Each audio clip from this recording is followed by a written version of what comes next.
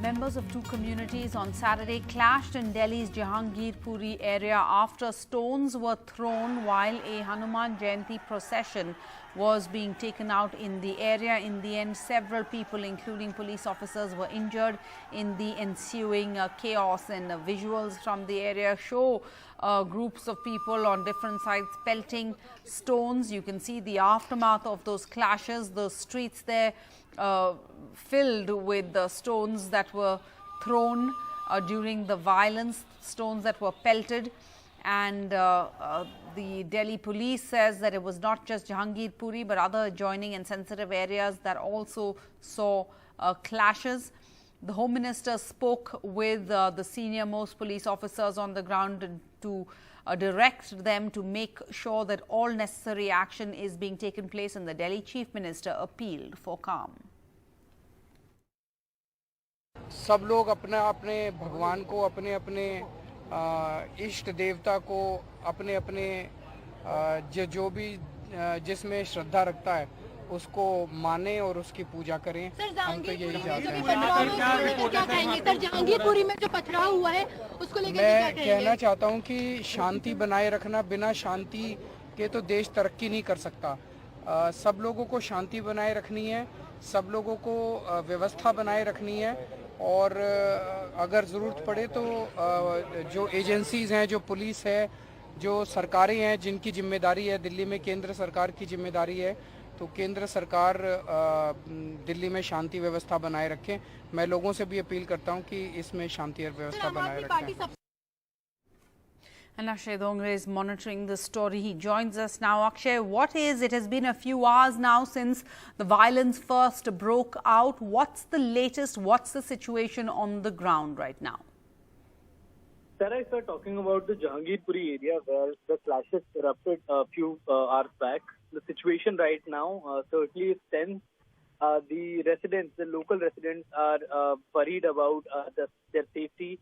We have seen barely 2 years back, there were riots in nearby area of the northeastern part of the national capital where a lot of people had lost their lives. The riots continued for 3 to 4 days. So that a similar situation doesn't erupt, the police has intensified security in the entire region. Rapid Action Force has been called in. The entire area is being monitored by security officials who are present there. Top security officials of the Delhi police are monitoring the situation. And it's not just the Jahangirpuri area or the northwestern district of the national capital. The Delhi police is keeping a strict vigil in all the 14 districts of the city. In fact, the DCPs of all the 14 districts have been asked to stay on high alert and keep a strict vigil on the situation. The investigation will start from tomorrow. It has already started, in fact, but if we are talking about the investigation, that whether there were some miscreants who instigated the crowd when the procession was being taken from Jahangirpuri area, that all will be revealed in the further investigation. But tonight, the priority of Delhi police remains peace in Jahangirpuri, and law and order situation should prevail, and that is the priority of the Delhi police. The Delhi police, that's why, also has intensified security, not just in the Jahangirpuri area, but also in adjoining areas too. Even all the areas are being identified, whether there is any possibility of miscreants trying to flare up tensions, and all of those areas are being checked by the police. There are patrols going on across the city.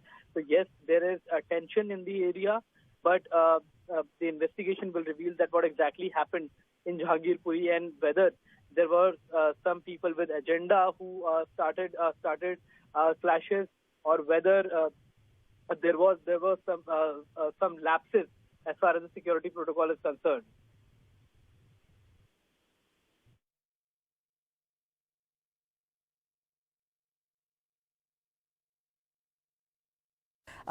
In this context, we would also like to give you another picture, a different picture of a different India where flower petals were showered, and this is images coming in from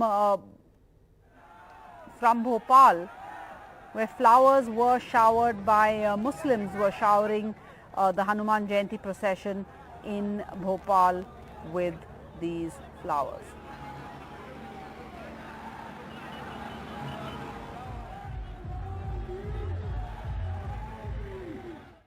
Parties today issued a joint appeal to maintain peace and harmony and demanded stringent punishment to perpetrators of communal violence. In this letter, they also attacked and mentioned the Prime Minister's silence on these matters. The appeal said that the signatories were shocked because Prime Minister Modi has failed to speak against the words and actions of those who propagate bigotry and those who, by their words and actions, incite and provoke our society.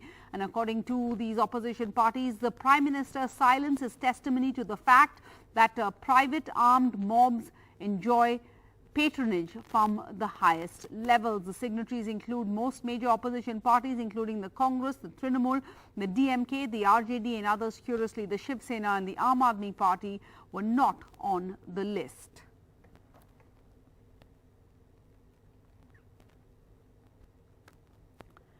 All right, let's get you the other big story today. In a massive victory, the Trinamool Congress swept the by-elections in Bengal, and the Trinamool Shatrughan Sinha and Babul Supriyo registered the big wins in the Asansol Lok Sabha. And the Baliganj Assembly seats. Shatrughan Sinha won the Asansol seat by a margin of 3 lakh plus votes, registering the party's first ever electoral victory in this constituency. The BJP's Agnimitra Paul was the challenger in Asansol. Babul Supriyo, who vaulted over from the BJP, was the winner in the Baliganj constituency, and he says today's win is a slap in the face of the BJP.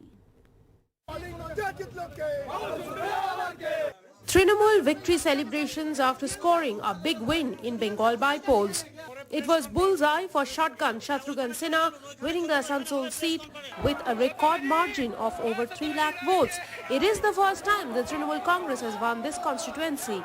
आज आपके यहाँ पे तृणमूल कांग्रेस 70 साल के इतिहास में पहली बार तृणमूल कांग्रेस का जो आज इमर्जेंस हुआ है इस शुभ घड़ी में वो बेमिसाल है, अद्वितीय है, अभूतपूर्व है और वो इसलिए हुआ है कि हमारे साथ यहाँ पे मैंने हमारे कहा, मैंने मेरे साथ नहीं कहा, हमारे साथ यहाँ पे तमाम लोग तृणमूल कांग्रेस के कार्यकर्ता के साथ तृणमूल कांग्रेस के तमाम नेता का.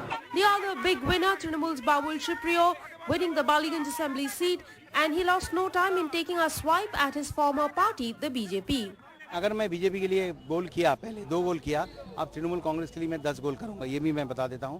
जो 20,000 से ऊपर वोट से जीतना जो है, ये जीत मैं ममता दीदी को, तृणमूल कांग्रेस की संगठन को और इनका जो गुरूर है, बीजेपी की जो गुरूर है, जो बंगालियों को छोटा दिखाने का, उनके ऊपर जो है दूसरे लोगों को बिठा देना, उनको छोटा करना, कोई मोदी जी के कैबिनेट में जाने का कोई काबिल नहीं है. ये सब चीज जो उन्होंने किया है, बहुत बड़ा जो है जवाब तमाचा पब्लिक ने मारा है. Mamata Banerjee described the victory as a New Year gift for the people of Bengal. ये जो वर्डिक्ट है, ये साधारण पब्लिक के वर्डिक्ट है बोल के हम ये मान लेते हैं और आने वाला दिन में और ज़ील के साथ पब्लिक के साथ रास्ते में उतर के ग्रास रूट लेवल में हम लोग काम करेंगे और संगठन को थोड़ा और मजबूत करना है. It was a setback for the BJP not only in Bengal but in other states as well. In Bihar's Bhochar Assembly seat, RJD's Amar Paswan defeated BJP's Baby Kumari by over 36,000 votes. In Maharashtra's Kolhapur North Assembly seat, Congress's Jai Shri Jadhav defeated Satyajit Kadam of BJP by more than 19,000 votes. In Chhattisgarh Khairagarh Assembly constituency, Congress's Yashoda Verma defeated the BJP rival candidate. The by-poll results holding a lesson for all parties in the run-up to 2024 elections. Bureau Report, NDTV. And in other news from around the country, the Aam Aadmi Party has announced 300 units of free power to every home in Punjab, something the Congress has scoffed at. The announcement comes as the Bhagwat Mann-led government in the state completed 1 month in office on Saturday. 1 जुलाई 2022 ਤੋਂ ਪੰਜਾਬ ਦੇ ਹਰ ਪਰਿਵਾਰ ਨੂੰ 300 unit per month free ਬਿਜਲੀ ਮਿਲੂਗੀ. The Aam Aadmi Party government in Punjab delivering on its first poll promise as it completes 30 days in power. ਜਿਹੜੇ SC ਪਰਿਵਾਰ ਨੇ, BC ਪਰਿਵਾਰ ਨੇ, ਬੀਪੀਐਲ ਪਰਿਵਾਰ ਨੇ ਜਾਂ ਫਰੀडम ਫਾਈਟਰ ਨੇ, ਉਹਨਾਂ ਨੂੰ ਪਹਿਲਾਂ 200 ਯੂਨਿਟ ਜਿਹੜਾ ਉਹ ਫ੍ਰੀ ਮਿਲਦੇ ਸੀ. ਹੁਣ ਉਹਨਾਂ ਨੂੰ ਵੀ 300 ਯੂਨਿਟ ਪਰ ਮੰਥ ਬਿਜਲੀ ਮਿਲੂਗੀ। ਜੇ ਉਹ 2 ਮਹੀਨਿਆਂ ਦੇ ਵਿੱਚ 600 ਤੋਂ ਉੱਪਰ ਬਿਜਲੀ ਇਸਤੇਮਾਲ ਕਰਦੇ ਨੇ ਤਾਂ ਉਹਨਾਂ ਨੂੰ ਸਿਰਫ 40 ਜਾਂ 45 600 ਤੋਂ ਉੱਪਰ ਜਿੰਨੇ ਵੀ ਨੇ ਉਹਨਾਂ ਦਾ ਹੀ ਬਿੱਲ ਦੇਣਾ ਪਊਗਾ। But the Chief Minister cautioned the general category consumers that if they use more than 600 units in 2 months, they will have to pay for the entire power usage. The announcement has brought cheer to many consumers like Vipin Kumar, an electrician whose power supply was often snapped as he could not afford to pay the bill. बिजली का bill तकरीबन 4 से 5 हज़ार आया जाता है महीने का, और इसी 4-5 हज़ार हमको बचत होगी, जिससे बच्चों की पढ़ाई का खर्चा और अन्य दवाई मेडिकल का खर्चा भी निकल जाता है। अगर वो बिजली का बिल हम नहीं भरते तो बिजली वाले कनेक्शन काट देते हैं, जो किसी भी हालत में भरना ही पड़ता है। This move is expected to cover most of the consumers in the state. 73.8 lakh households are provided electricity via Punjab State Power Corporation Limited. Nearly 62.25 lakh, that's 84% of households, consume less than 300 units per month. The Chief Minister clarified that no existing subsidy will be stopped, and that includes free power to farmers. Opposition Congress, while welcoming the move, has raised questions. ਜਿਹੜਾ 300 unit ਬਿਜਲੀ ਮਾਫ ਦਾ ਇਹ ਫੈਸਲਾ ਕੀਤਾ ਹੈ, ਮੈਂ ਸਮਝਦਾ ਕਿ ਅੱਧਾ ਅਧੂਰਾ ਫੈਸਲਾ ਹੈ। ਹੁਣ ਕਹਿੰਦੇ ਆ ਕਿ ਜੇ ਜਰਨਲ ਦੇ ਲੋਕ 300 ਯੂਨਿਟ ਤੋਂ 301 ਯੂਨਿਟ ਹੋ ਜਾਏਗਾ ਉਹਨਾਂ ਦਾ, ਤੇ ਅਸੀਂ ਸਾਰੀ ਵਸੂਲੀ ਕਰ ਲਾਂਗੇ। ਹੁਣ ਭਾਈ ਪਹਿਲੇ ਚੌकीदारी ਕਰਨ ਲੋਕੀ ਮੀਟਰਾਂ ਤੇ ਬਹਿ ਗਏ। मुझे तो लगा था आज सुबह जब मान साहब ने ऐलान किया कि सारे विरोधी ताली बजाएंगे, मान साहब को बधाई देंगे, कहेंगे कि मान साहब बहुत अच्छा किया, क्योंकि विपक्षी पार्टियां ये नहीं चाहती कि सिस्टम बदले।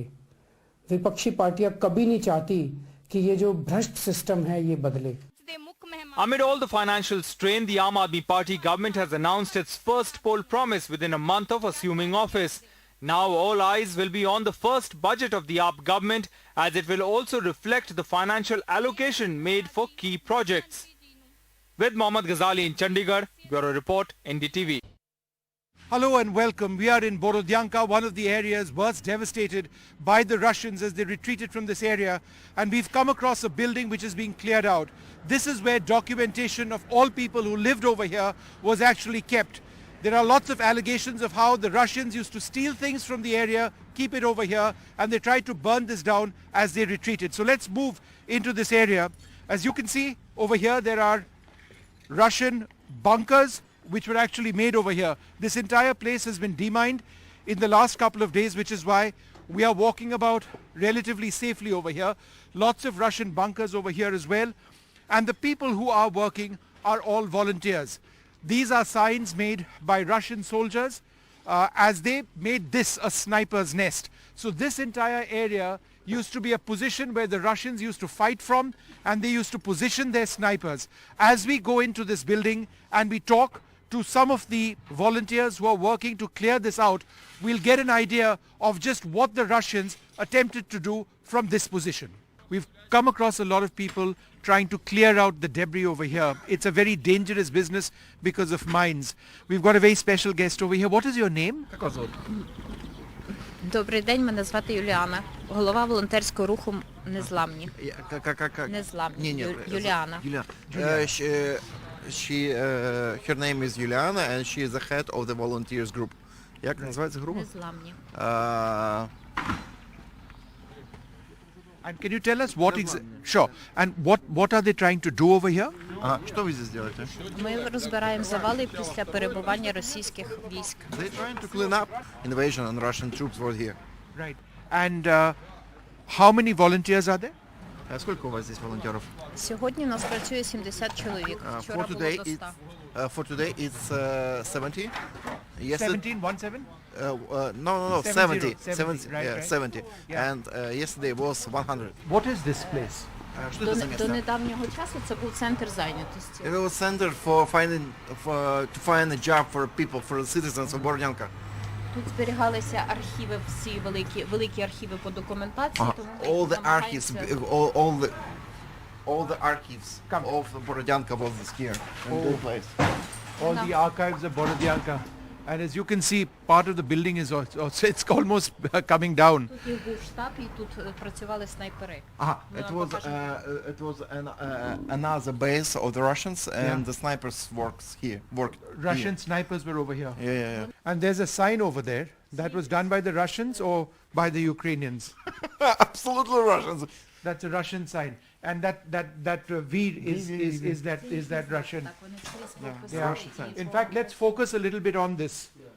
This is the sign left behind by Russian soldiers on this particular wall, and what the people over here, these volunteers, are doing is that they're clearing out this entire area. This used to have the records of Borodyanka, of people. This particular room has been cleared out. But when the Russians were over here, they used to steal things allegedly in this area, bring it over here, and they've destroyed this building when they were retreating, when they were unable to take some of the things from here back. That's what the volunteers who are working over here are actually telling us. We're going to be going up to the second floor. Look what I just found. A shell from a machine gun. This entire place is littered with stuff like this because this used to be a sniper's nest. And we're going to take you to the place where the Russian snipers used to actually operate over here in this building, which is now being cleared out. What was this place? Что это было за место? Расскажите еще раз, Це пожалуйста. був снайперський, працювали снайпери тут. It was a place for snipers. This was a school, right? A musical school? And it's been destroyed completely. Ashok, across the road, that wreckage is of what used to be a musical school. That's been destroyed. And the building you see to the right was the best school in all of Borodyanka. So the musical school destroyed, and that school over there, the building next to it, is actually the best school in Borodyanka that's been very heavily damaged. Also, from opposite side of that destroyed buildings and schools, there is football field, a huge football field, one of the best in the region, football fields, and they are just destroyed. And on the field, they make the letter V. Destroyed and they made the letter V. And Ashok, just look over here, you can see the bunkers which the Russians had set up to actually fight. So, this is where they entered, and then another part of the bunker is on this side, as you can see, stretching all the way over there. And this entire complex, it used to have one big, large bunker of the Russians.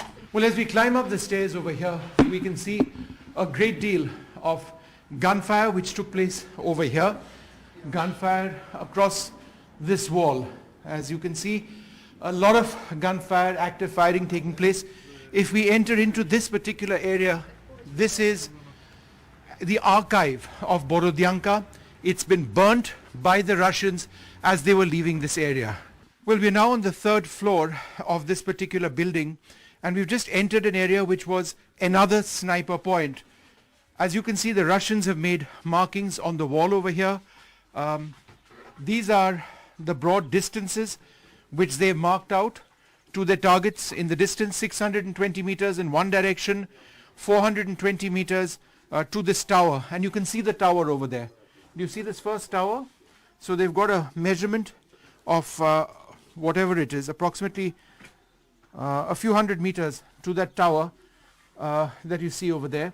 And this, Ashok, was a sniper position. So they used to position their guns over here in this area, and they used to shoot at anything in this place. And what Russia always said from day one is that they were not targeting civilian areas. But the question is this: if this is not a civilian area, then what is?